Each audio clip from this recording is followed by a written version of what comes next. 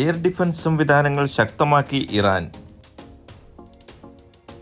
എപ്പോൾ വേണമെങ്കിലും ഇസ്രയേലോ അമേരിക്കയോ തങ്ങളുടെ ആണവ കേന്ദ്രങ്ങൾ ആക്രമിക്കുമെന്ന് പ്രതീക്ഷിച്ച് ഇറാൻ.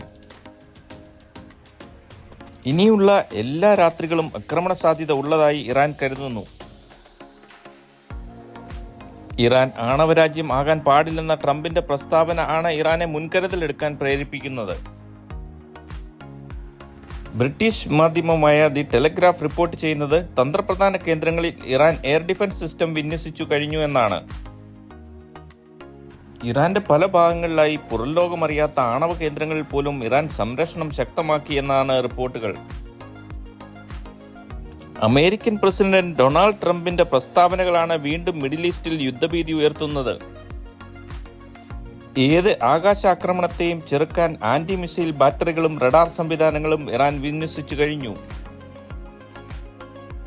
മേഖലയിലെ ഓരോ രാജ്യങ്ങളുടെ നീക്കങ്ങളും ഇറാൻ സൂക്ഷ്മമായി നിരീക്ഷിക്കുകയാണെന്നാണ് റിപ്പോർട്ടുകൾ.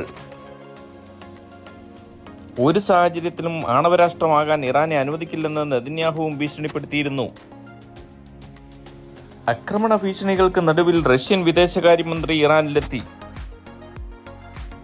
ഫെബ്രുവരി 24 ട്രംപ് 30-ലധികം ഇറാൻ ബന്ധമുള്ളവർക്കും ചില കപ്പലുകൾക്കെതിരെയും ഉപരോധം പ്രഖ്യാപിച്ചിരുന്നു. ഇറാനെ കൂടുതൽ സമ്മർദ്ദത്തിലാക്കാനുള്ള തന്ത്രത്തിന്റെ ഭാഗമാണ് പുതിയ ഉപരോധങ്ങൾ.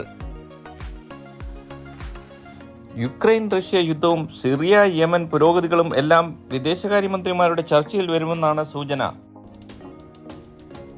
ഇറാനിൽ ഏറ്റവും അധികം ഇൻവെസ്റ്റ് ചെയ്തിരിക്കുന്ന വിദേശ രാജ്യം റഷ്യയാണ്. 2023 കണക്ക് പ്രകാരം $2.7 ബില്യൺ റഷ്യയുടെ ഇൻവെസ്റ്റ്മെന്റ്. യുക്രൈൻ റഷ്യ യുദ്ധസമയത്ത് ഡ്രോണുകളും ബാലിസ്റ്റിക് മിസൈലുകളും ഇറാൻ റഷ്യയ്ക്ക് നൽകിയിരുന്നു. പ്രത്യുപകാരമായി അത്യാധുനിക യുദ്ധവിമാനങ്ങൾ ഇറാന് റഷ്യ നൽകിയിരുന്നു. Su-35 ഫൈറ്റർ ജെറ്റുകളും Mi-28 ഹെലികോപ്റ്ററുകളും റഷ്യയിൽ നിന്ന് ഇറാന് ലഭിച്ചു കഴിഞ്ഞു.